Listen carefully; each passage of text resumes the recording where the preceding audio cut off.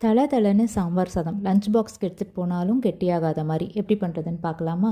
இதுக்கு 1 கப் அளவுக்கு பச்சரிசி, 1/2 கப் அளவுக்கு துவரம்பருப்பு நல்லா 2-3 டைம்ஸ் வாஷ் பண்ணிவிட்டு ஊற வச்சிடலாம் ஒரு 1/2 மணி நேரம். ஓவர் நைட் ஊற வச்ச கொண்டக்கடலை, வேர்க்கடலை, டபுள் பீன்ஸ் இதை கொஞ்சமாக உப்பு, கொஞ்சமாக மஞ்சத்தூள், தேவையான அளவு தண்ணி சேர்த்து குக்கரில் 2 விசில் விட்டு எடுத்து வச்சுக்கலாம். ஒரு நெல்லிக்காய் சைஸ் அளவுக்கு புளி ஊற வச்சுட்டேன். மஞ்சள் பூசணிக்காய், குடமிளகா கண்டிப்பாக மிஸ் பண்ணாமல் சேர்த்துக்கணும். அப்போ தான் காய்கறி டேஸ்ட்டு கொடுக்கும். இப்போ ஊற வச்ச அரிசி கூட 2 மஞ்சள் பூசணிக்காய், கொஞ்சமாக வெங்காயம், 2 பச்சை மிளகா சேர்த்து நல்லா குக்கரில் 5 விசில் விட்டு எடுத்துக்கலாம். 1.5 பங்கு அரிசி பருப்புக்கு 5 தண்ணி வச்சுருக்கேன், அது இருக்கட்டும்.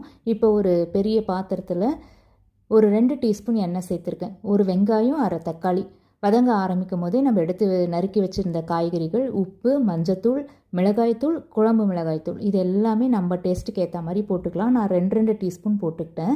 இது 3/4 பதம் வேகும் போது வேக வச்சுருந்த கடலையும் சேர்த்துக்கிட்டேன். இந்த பக்கம் மசால் வடை மாவில் கொஞ்சம் பக்கோடாவாக போட்டு எடுத்துக்கிட்டேன்.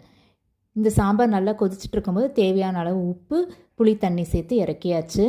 இப்போ குக்கரும் ஆறி சாதம் இந்த அளவுக்கு குழஞ்சி வெந்திருக்கும். இப்போ அப்படியே கொஞ்சம் கொஞ்சமாக எடுத்து இதில் போட்டு நல்லா தலைன்னு மிக்ஸ் பண்ணிவிட்டு பொரிச்ச பக்கோடா, கொத்தமல்லி எல்லாத்தையும் தூவி இறக்குனீங்கன்னா சூப்பரான சாம்பார் சாதம் ரெடி. கண்டிப்பாக ட்ரை பண்ணி பார்த்துட்டு ஃபீட்பேக்கை ஷேர் பண்ணிக்கோங்க. நாளைக்கு பார்க்கலாம்.